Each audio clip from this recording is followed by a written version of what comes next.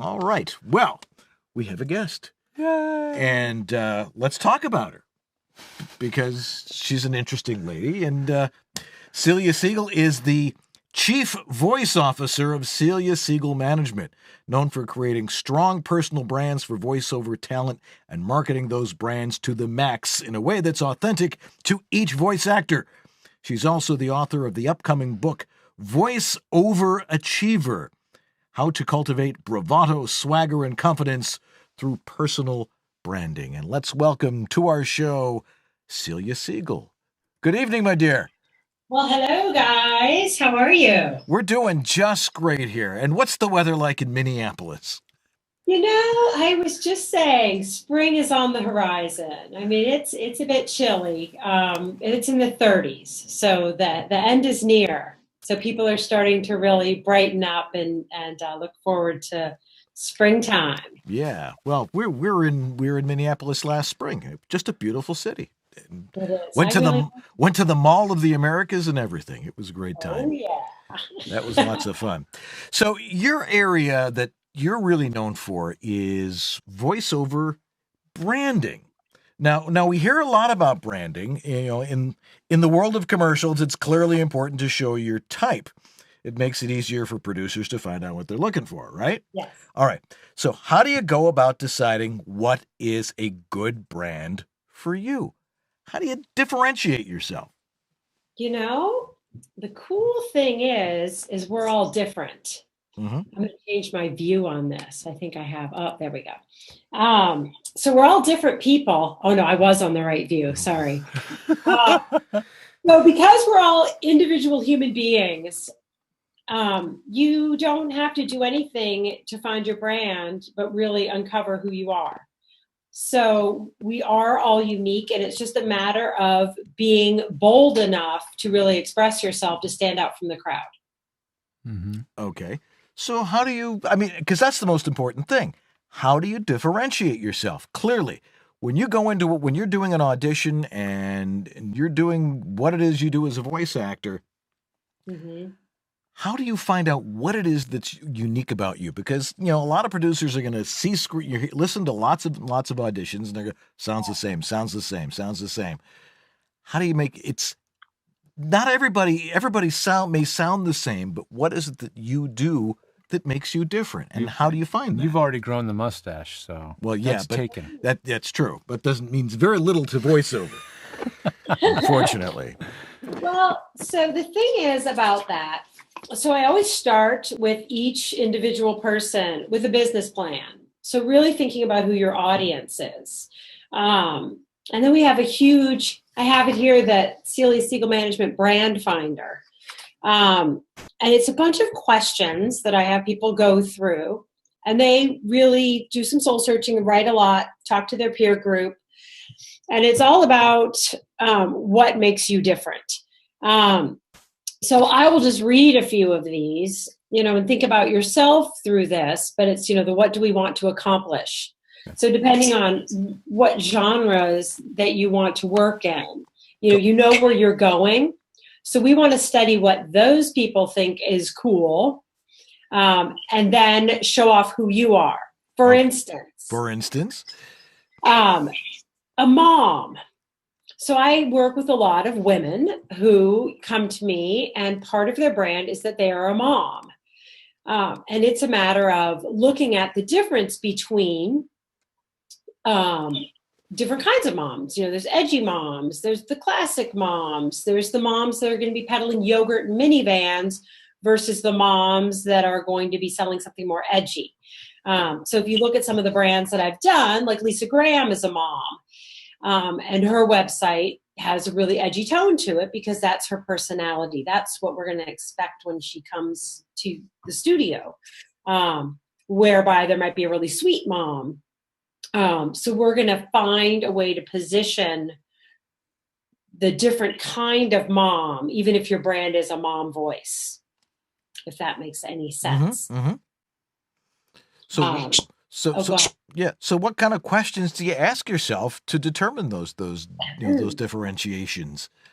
I have a bunch, because sometimes we're just really looking, my team and I, we're going to get this sort of positioning statement. And then the branding is, writing and creating beyond that. So I'll just start with some of these. Okay. So if you could only audition for one style of copy, what would you want it to be? So that's going to say something about your brand and what kind of voice you have.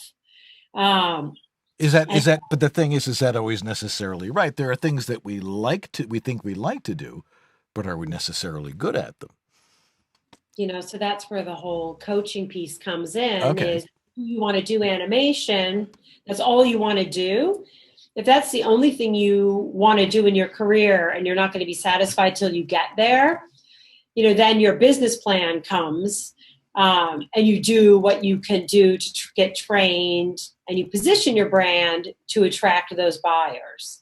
So I do always start with that question, because part of what you put out there for your brand is to capture the kind of work you want to get.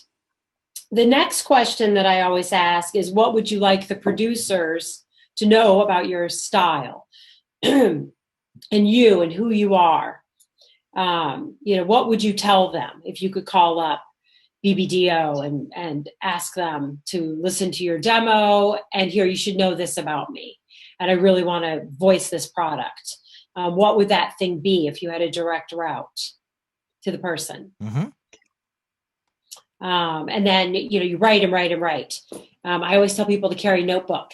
I even made Celia Siegel Management brand strategy notebooks that I like to give to my clients. And it really is just as simple as really capturing information. So being aware that branding is important, and it's this tool that if you get it done right, it's going to make everything else in your voiceover business better. Mm-hmm. Really believing that and going through the work to pull in. So what do you want to say to the producers? I talk about, is there anything about your image that feels off base currently? Because we want to identify that too. And your brand is telling a story. So if we want to get away from the story that you're telling right now and shift it, maybe you need a facelift. You need a little image shift. We work on that when we're cultivating the brand. What colors, textures, moods, or metaphors come to mind about your voice? And that one I just use because sometimes really great words come up that I can use about you. There might be something in there. And then I'll give two more because these are really big ones. But what do the producers say about you? Why do you get hired? What is said over and over again from your testimonials page? That is your brand. So it's what they're saying about you. So yeah, you just have to be aware of what other people are saying about you and your work. Hey, Dan, that was really great. I loved hiring you for X because you made the project so X. Or do you see that all the time? Right. And that's part of your brand. Right.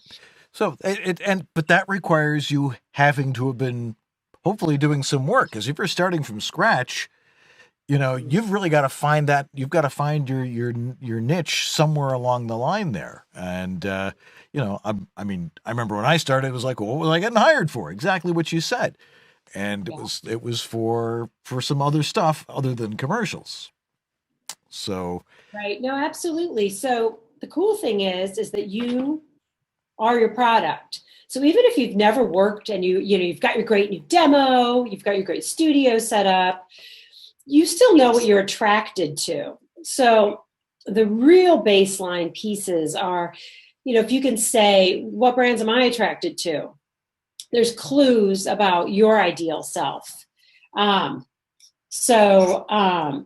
like shopping at Nordstrom. So there might be something in there about you. Like for me personally, I always use the examples, and this one's such a cliche, but I like Apple. I like, the tribe of Apple. I like the forward trend, the cleanness of it. I like their messaging. So that's appealing to me. I like Zappos shoes because I like their customer service, and that's appealing to me when I do my business. So really look at what you're drawn to out in the world, and there are going to be brand clues about you, your brand, what you sound like. So that's one thing to start out when you're new, is what you're attracted to. And then brand your personality. Ask your friends, why do you hang out with me? Why did you invite me to your party? It's still completely within you why you read a piece of copy differently than, another guy in your category. Mm-hmm. So, All right. Well, I think a lot of people who get into voiceover tend to think that they want to get into commercials, which of course is a little bit bigger than that part of the marketplace. At least on a national scale. Yeah, That's for sure. Yeah, I mean it is. I mean, and the majority of work really is in a lot of other areas aside from commercials, like e-learning, audiobooks, explainer videos, medical narrations, and other web-based materials. How do you determine your brand for doing that? And is that something that perhaps producers are looking for? I mean, obviously you look at the specs and stuff, and sometimes they all say the same thing. How do you differentiate yourself for something like that? So I think once you nail the brand, and if you go to my website and look at some of the brands we've worked on, and the actor whose brand it is, I mean, the really exciting thing, why I do this for a living, is you can match them up. So I should be able to put you in a lineup, play your demo, have your website above your head, and we should be able to say, this is Dan's, this is Jody's, this is Frank's. We should be able to tell who's who from that. So that's your general brand, and then we've got marketing, which is what we do with your brand. So when we're talking to people who do corporate industrials or explainers or e-learning, that's going to be definitely a different message than what we're going to send out as marketing material for commercial ad agencies. Tend to be more edgier, trendier, hipper, less of a straightforward message.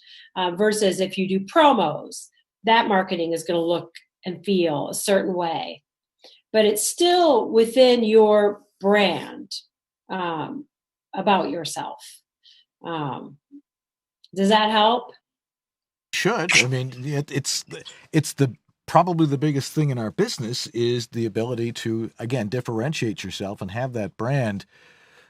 In commercial world, obviously, it's very, very important because you're trying to sell a brand to a brand. Right.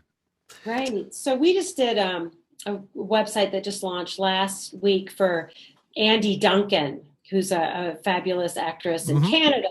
And she's funny. She's a blogger. She's a humorist. And her brand is Motherload VO. And if you look at her website, it's fun, it's funny, and it attracts you to a certain kind of mom. So if you're a commercial producer and you want somebody who has a sense of humor, you want to show that in your brand. Versus like a more peaceful brand. So there's all these cues. It's the words you use. It's the way you write your bio should be branded. It should look like you sound. So that builds trust. But then if we were going to pitch her to, 3M or General Mills, I'll use Minnesota companies, to do their corporate in-house training, for a corporate job, I might leave that out and have a more straightforward message for her. Okay, so we were just futzing around with the monitors here. Now I lost my whole train of thought. What goes on behind the scenes? Yeah, there's a lot going on with that. So once you have your brand, how do you use it? How does one exploit this brand to get more work? So basically, it's going to dictate everything you do. So once you have your brand, love your brand, you feel at home with it, and you're like, yeah, this is me. It creates this energy and this positivity of like, you're really proud to hand out your business card or send out that email. So your brand is layered over everything that you do as a voiceover actor. It's sort of your extra power play. And I tell people, of course, you have to be really great. You have to be really talented, well-trained. Your studio needs to sound great. Like all of those things, you cannot be successful without them. So when I start talking about branding, I always want to say, yeah, you can brand and market yourself to a certain amount of notoriety, but unless you've got all of those other really great, solid foundations, it's going to fizzle out. So when you've got the great foundation and the great voice and career and training, I just made the side note on there so long that I lost my question. Oh, what do you do with it? It happens to all of us, and even to the best of us. I know, it's like, oh, make sure you're awesome. You really create your brand. You love it. Well, your website is built, and that's your home base for everything. That's your message center for everything. So first, your brand, your languaging, your tagline, what you're saying about yourself, the visuals that back up your brand. That's your website. And it builds trust because you look like you sound. And then you have your collateral materials, like your business card is a really great opportunity to market yourself. So you get a box of 500 business cards, you hand them out, and they're branded, and it's a conversation piece, and it sends people to your branded website. And then what's on your website? Well, we want them to listen to your demos. So even your demos, you should think about, well, what's my brand? Or when you go to audition, what am I putting out there? What am I claiming is what I do better than anybody else in the entire world? So that's your brand filter. You can create swag and things to hand out that are memorable and have something to do with your brand. And we can go crazy with that. And really, I have a lot of stories and situations where people have really engaged with advertising agencies and agents through their swag that really fits in seamlessly with their brand. And they've gotten great jobs. They've signed agents. The list goes on and on. Mm-hmm. So really, you can use it to feel more self-expressed in your voiceover career. And it makes all kinds of stuff happen for you. Yep. I have a lot of coffee mugs from a lot of different voice actors. It's like, thank you for adding to my, my dinnerware. And pens and notepads, clickers. What other stuff have we gotten from voice actors? We've given out magnifying lenses. That was one of our Fresnel lens magnifiers. Those were cool. Those were cool. It's especially we drive the specialty advertising business. I used to think it was the insurance business. Now it's the voiceover business. It's the voiceover business, and it used to be considered tacky to hand stuff out, and you want to make sure it's something nice, like something somebody is going to want.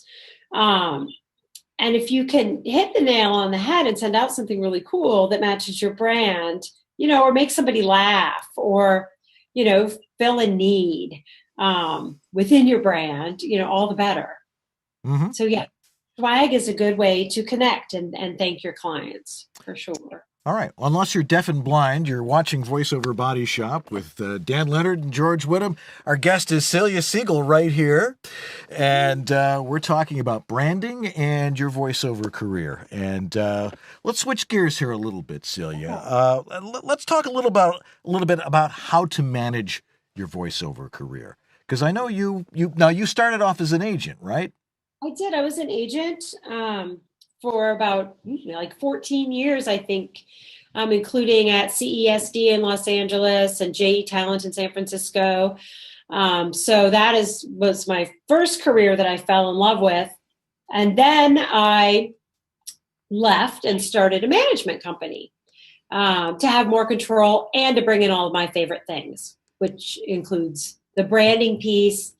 I love business planning and business. So I have all of my people that I manage do a business plan and then figure out how to get everything done and reach all their goals on there. Mm-hmm. So yeah, the management piece is pretty cool because I get to do all of the stuff your agent would do if only they had time. It's things that in my early agent career, I did get to do with my clients, just because it's different back then. I had like 15 clients at a time. Right.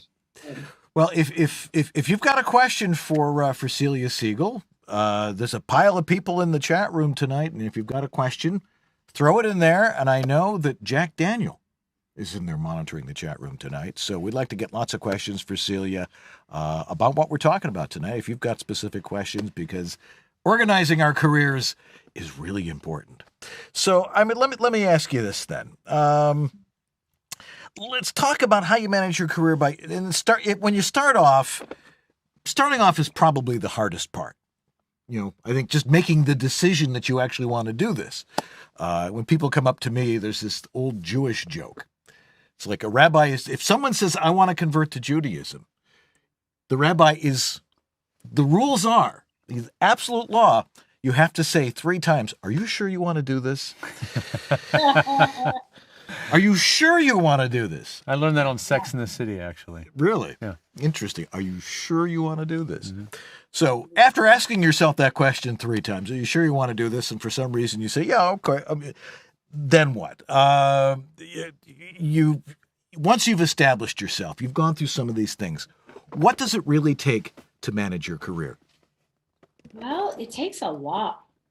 It's a really interesting thing. I find that by the time people find me, not only have they asked themselves that question 3 times,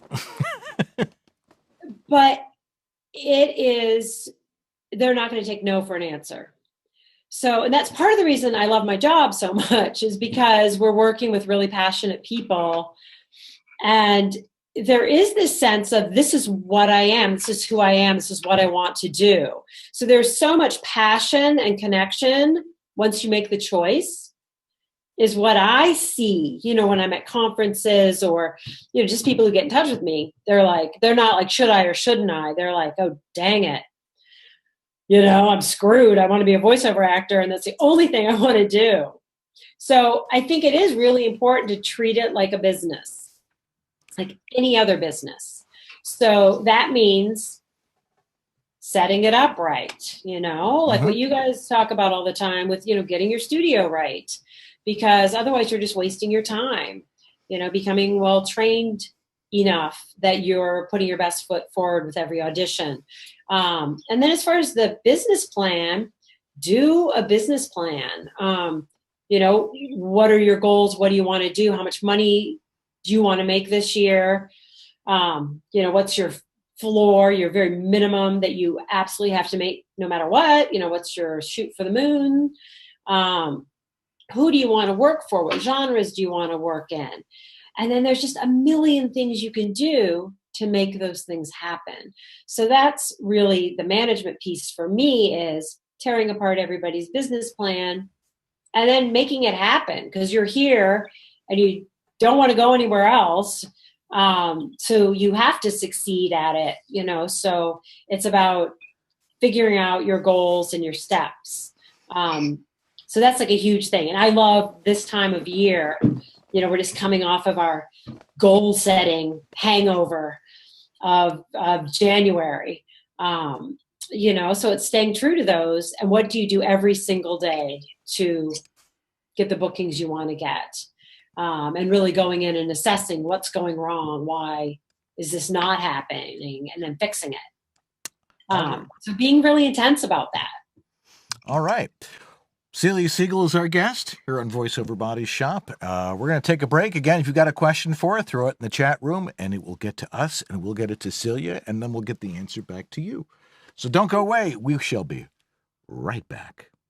Learning never ends. You continue to grow. Edge Studio has grown. Pursue multiple disciplines in tandem and grow your career. We've added new courses in a new curriculum. We picked the best coaches from the community of working voice actors. A new technology division, engineering and consulting, led by George Whittam. Follow your dream. Sign up for advanced learning or register for an Introduction to Voice Acting or Foundation Studies program. See it all now at thenewedgestudio.com.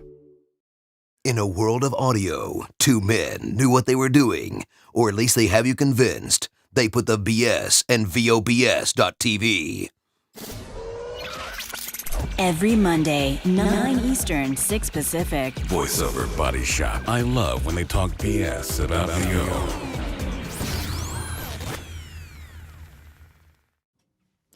And we're back here on VoiceOver Body Shop. And, somebody who's been with us for a long, long time, since we started doing this kind of show, is Harlan Hogan. Almost 6 years, if you can believe that. 6 years we've been doing this show. Mind blowing. It's my brain's dripping out of my ears most of the time anyway. But one of the things that Harlan has is his signature series of products. Mm-hmm. Last week we talked about the VoiceOver recording sign that you hang outside your studio to prevent any marital difficulties. Let people know that I'm recording. I'm making money yelling. Here. Get out of here. Shut up recording Right, instead of right. having to do that. But some of his other stuff is really, really cool. Now, you are modeling for us tonight the official Harlan Hogan Signature Series headphones. Yes, I am. Here, we get a shot from this camera over here, Andy. There, you can see them right here. They actually have his name on it, which is really cool. But the great thing about these headphones is that they're very flat in response. And they're really good for voiceover, whereas a lot of people are like listening on their computer speakers or they're listening on Beats headphones. Beats headphones, yeah. Say with no that to accentuated Beats. bass. Yeah. Say no to Beats. It's not going to help Anything that you. exaggerates bass or is super, super sibilant and bright and edgy. Sony MDR7506 is not my favorites for voiceover. Right. These are very, very honest and flat, and they have a single side cable, which is nice. It's nice, it feels more pro. Yeah. Leather ear pads. But it, it stretches. Yeah. So you can like run away from your studio if you need to. It has a section of straight so that it's not coil all the way up to the ear pad, and then it's coiled at the bottom. I mean, little details like that. Yeah. Harlan had to get them to make this cable this way.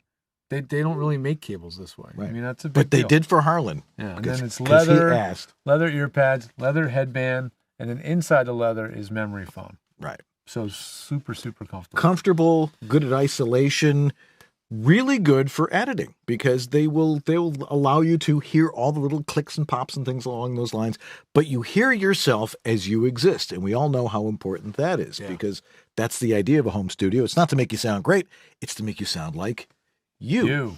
And these particular headphones will do that. So go down their page. If you're watching, scroll down to the bottom of the VOBS.TV page, and you'll see a picture of Mr. Hogan talking into his legendary Porta booth. And you click on that, take you right there, and buy those headphones because those are the headphones you need to be using. Thank you, Mr. Hogan. H2 for those of us who know him a little closer. Anyway, we're back with Celia Siegel. And we're talking about managing your career. Again, if you got a question, throw it in the chat room. Got one more thing I want to ask you about here, Celia, and then we'll get to some of our audience questions. Getting an agent. Now, when people start off, it's always like, I got to get an agent. If you've never, if you're just starting out in voiceover, how's an agent even going to know you're there? I mean, is your priority getting an agent? Is it something you do in tandem? Is it something that, I was always taught that you don't go looking for an agent. You should be good enough and you should be making enough money. They should come looking for you. It's certainly the easier route, I think, of actually finding one. But does it pay off to actually harass these people and say, represent me? Well, that doesn't pay off. It works fine for me. Hey, pay attention. So, this comes up with almost every client I work with, and it's a big part of it. And having been an agent for, 13 or 14 years myself, I can tell you that agents want to have the next person who's going to earn a lot of money. I would think that's why they're in business. That's why they're in business. So they want your submissions. They want to hear your demo. They want to, check out your website, see what you're up to, check out your Twitter followers, see if you're an influencer. They want to know if you're brandable. I mean, I had an agent say that at a conference I was just at. He said, are you the flavor of the month? And are you brandable? Like, can I make you special above my other 5 guys that are a lot like you tone wise? So people would send in their demos, and we listen to every single one because you don't want to miss somebody very awesome. And some people would send it in too early. They'd be like, this guy's got potential, but not yet. Or the demo was bad. I mean, it's a very unforgiving process. So you want to send into an agent a package of your very best self that you can recreate in an audition. And when are they going to take you? When they need you. So, back to, do you need an agent? I mean, the cool thing is, and I'm going to kind of jump around here. If an agent thinks they can make money from you and they don't already have 5 of you, they will sign you. So it's your job to be that person that is already making the money. They want you to already be at a certain level, depending on if it's a regional agent or somebody in Los Angeles. I mean, there are sort of benchmarks for where you need to be before you even bother sending your stuff in. So you first need to get to a certain level before they're going to look at you. Mm-hmm. And I always tell people, be patient, because when I was an agent, like I would listen to a demo and be like, oh, this person's really great. And they're like, I don't know, him. He sends his stuff in every 6 months. And, and I did a couple of times. I was like, yeah, but they're ready now. Like, this demo is amazing. If they can reproduce this, we'll make money from them. But you get a bad rap because you only have one chance to make a good first impression. Mm-hmm. So it can be pretty complicated. And because they don't need you, you do have to bug the heck out of them to get a yes or a no. You don't want to just assume it's a no. So it's complicated. You've got to wait for the right timing. You've got to follow up in the right way. And there's a lot of agents out there. So it's a marriage. You've got to find somebody who it's a good fit for. So that's getting an agent. Okay. Is I call it your 2 voiceover careers. You do want a relationship with a really great agent if you can garner that for yourself based on where you are in your career and how you connect, what kind of referrals you have. So that's great. That's your agent career. Uh-huh. But then so many of you guys have these amazing careers that are all about you and your home studio and the internet. Uh-huh. And your brand, right? And your marketing. So that's where it gets so empowering because you don't have to wait for the phone to ring. You don't have to wait for a yes. So they're both awesome pieces of your career, and it's not either or. So never wait for the agent to start educating the world about your voice and getting jobs. And that is what is the best thing about our business right now, is that you can make it happen for yourself by building a really great business for yourself. Excellent advice. Our guest is Celia Siegel, expert on branding and managing your voiceover career. And we've got lots of questions from our amazing audience sitting there in the chat room talking about totally other things. Yeah, talking about recording studios. Yeah, well, or whatever. They're fun stuff. Making fun of us most of the time. Anyway, our first question comes from Shelley Avellino, and she says, is there a perfect time to revisit your branding? When does it get old? Every couple of years, whatever. So I say that we work in the trendiest business out there. We're working in advertising, which changes really every 6 months. You're seeing trends, now with social media and influencers, there's these fast trends. So really every 3 years, I tell my clients, really take a hard look at your brand. And maybe animated characters aren't popular anymore and you want to morph into something else. So it's a brand refresh. It's what corporations do. They go from, Target logo that says Target to just the bullseye, just the red dot. So yeah, keep an eye on it. And you just want to know that it's reading fresh as far as trends go. And a really good, well done brand. I mean, sometimes I have clients who are still using their same brand after like 10 years and it's still totally relevant. So just filter it for what's hip right now. Well, that's this next question from Dave Smith dovetails nicely with that, I think, because he asked, if you like your present brand and logo, if you like it, should you still change that brand, and how long before you do from your present brand and logo? Like if you've got something that you really dig, should you still refresh it every once in a while, no matter what? So you really digging your own brand is part of the magic. So half of it is you feeling at home and being like, oh, that is so me. So it, gets you out there selling your stuff and you feel confident. So we do want you to love it. However, 50% However, of it there's always is, a however. do the buyers love it? So I would love to look at your brand. I could answer that a little bit better, but you can send me an email. But so you have to match it as to what's going on, with trends.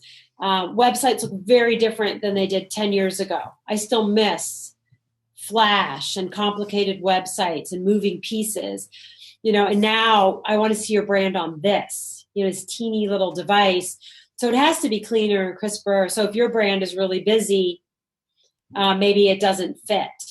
I always say, does it say something about you and your voice? Like a lot of people have brands that maybe don't say anything about them, so it would need to be an assessment. And I do free 15-minute brand audit assessments if you want to email me. And I can pop on and give my 2 cents. And I'm not the only opinion in the world. And that email address is? Celia@celiasiegel.com. Thank you. Make sure you spell it right. Apparently, I've been having issues with that all week. I know. There's so many ways to spell it. It happens. Okay. So, go to my website and shoot me an email, and I'll give you a form to get on my calendar. Cool. All righty. Duncan White asks, question, which is why he asked it. Is it a good idea to change your branding if someone else usurps, I guess he says it's kind of a dramatic word choice, if someone else has taken the top 5 or 6 spots on Google search? Trying to get a good Google search for voiceover is, I think that's kind of silly, but at least if someone has sort of taken your brand, how do you update it? I mean, I would kind of need a little bit more information than that. So does somebody take your tagline, or are you just talking about somebody with a similar brand comes up higher in the search engines? I think that's SEO is a whole different conversation, a whole different problem to sort out. Yeah, it really is. So, because someone did that to me. Where I remember I had Dan Leonard's Voice Emporium. Remember that one? Yeah. Somebody took it. Same logo, same everything. And it was somebody I knew. So. Oh, that's even worse. So. Yeah, that's bad. Yeah. So I had to change because I didn't want to fight with this person, but it was time to change it anyway. So maybe that's part of the answer. So yeah, I would need more information about that to really be able to say. I mean, but the thing is it's like you look at brands out there and you look at sandwich shops around the country. Things get pretty close for comfort. So the more you are your self, the more your brand is protected. If that makes sense. So the more that you put out there and the more unique it is to you, the more you're going to be able to own it. Gotcha. Here's one that's maybe a little bit too general. I don't know, but you tell me how this lands with you. But this is from Martha Kahn, and she says, how do you help market your clients? In other words, how does she help market How does Celia do that? How does Celia help market her clients? Okay, well, part of the way that I help is I have this really great team, including Martha Kahn. I had a feeling there was a mole. No, that's great. So I like to hit it up a lot of different ways. So there's, e-blasts and e-cards and direct emails. It's all about targeted lists and knowing who you're marketing to. So we get really involved with how to hit people up many different ways. And then we call people when they click on your stuff. I'll sick Martha on them. What are you working on? How did you like Dan's voice? And just really staying on people. So there's like a million different ways of doing it. Lately, I've been likening it to, if you're marketing yourself, if you don't have a manager or management team marketing you or somebody else marketing you, like there's 100 ways you could get your name out there and educate people about you. And just pick the one you like. It doesn't even matter what you do. Just get a great list and educate them about your voice in, one of, social media, pick a platform. Millions of ways. So I like to hit them all. Okay. I get to ask the Maxine Dunn question tonight. Yes, you do. All right. Maxine says, question for Celia. Thank you for all this fantastic info. When you work with clients, is it a one-time endeavor, done and done, or do you work with your clients on an ongoing basis? And do you outsource logo and image design, or do you do it yourself? Good ones. It depends. I mean, some people come to me.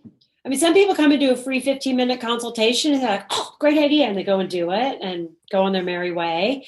I love being part of this community. So sometimes I do bite-sized help for people. Sometimes I work hourly for people. Our thing that we're known for is you come with my team for 3 months and we do your business plan, we do your brand, we are the creative directors of your website, and then we market the heck out of you. So we're just throwing a lot of sort of startup energy or restart energy in your business. And then from that point, some people just stay with us and we keep managing them. And some people go off and have this new tool set. I actually have one woman on my roster who I've worked with for 28 years straight. I was her agent for 14 years. And I've been managing her for 14 years. So I have many clients who it works and we can, we know if it works or not. And we're a great team and they just stick around. And then some people just keep in touch and say, thanks for the kick in the butt. And here's what I'm up to. One last question. Yeah. From Devox. And this is a great question because we want to talk about being honest with yourself. But he asks, what's a good way to get honest answers from people about what your brand is? So is it a good idea to go out there and ask, like you said, your clients or ask your friends or what? Yes. Just say, I want an honest answer. This is a great tip. I'm really glad you asked this. Like some people are like, I can't afford to do a brand and have a branding team right now. But what can I do on my own? One of the most powerful exercises that I know of is to send out 20, 30, 50 emails and just say, hey, I'm working on my brand. Be honest and I'll still be your friend. The more honest, the better. How do you see me? How do you see my personality? How would you position me type-wise? How do you think I sound? What do you think my vocal quality sounds like? If you were a producer, why would you hire me for your Super Bowl commercial? Where would you cast me? So you can just ask your friends and just say, be real, and if it's, your reads are not current, tell me, so that's a really great way is just poll people. And then also if you ask a professional, say to them, I want your most critical feedback. That is what I'm paying you for. And go to people who will be real with you because you don't need, you're awesome. You go to your friends, your family for that. Yeah. My mom always says I'm awesome. Yeah. Thanks, Mom. We have time for a couple more questions. And there was a follow-up that Devox had. He said, is there anything you want to avoid in your branding? I think that the more authentic you are, the better off you're going to be. So, we were joking today. I was talking to a client about, your brand helps you come in first position. We were talking about being really authentic. And I do have people who come to me and they're like, I don't want to be that. I want to be this. And then we need to drill down, but are you that? Or is that what you want to be, or your perfect self? So I'm a big proponent of getting really real with your brand, even if it scares people. And sometimes the more people you scare away, the bigger your tribe gets. Now, I don't want to cross any like cultural norms or, you know when you really can't go there. But I say be authentic, authentic, authentic. And if your quirk or your thing or what you get hired to do is weird, or sometimes it's your shadow side or the thing you're not that proud of, sometimes you need to just work it through with somebody and be like, wow, but there's all this work out there of this thing I don't like about myself. Does that answer your question? Well, he's saying what to avoid. So I guess don't avoid being inauthentic, I guess is the... Be yourself. Be yourself, even if you want to be more perfect, because nobody wants super perfect because it's beige. So it is about being real, light and dark. Be authentic. Yeah, you can't be everything to everyone. A quickie last one from Maxine asking about your opinion on parallax websites. Do you like them, or is this just another web design passing trend? And you know what we're talking about, where the background moves slower than the foreground as you're scrolling up the page? It depends. Like when I see something, I'm a very visual person. So I know, like I can tell what doesn't work or kind of what makes people uncomfortable. Sometimes I think it works really well. It depends on the design. Yeah. The context. So it just depends. And if there's not too much going on, you want to keep it pretty clean and simple. But I have seen it where I really like it, and it really helps with the branding and helps with the design. Yeah. Case by case basis, I guess. Just has to fit with the overall design. Yeah. Yeah. So Celia, now you have management services, and your big thing is with branding. How do people get in touch with you? You can email me. Go to my website. And a great way to keep in touch is, just email me. And if you haven't met me yet, just set up a quick consultation and we could look at your stuff. Shoot me an email. And then I do a monthly newsletter tips that you can sign up for my website. If you just want little branding tips, marketing tips, mindset tips, is a good way to stay in touch and keep branding. Now, are you going to VO Atlanta? I wouldn't miss it. Yes. And I know you guys are going.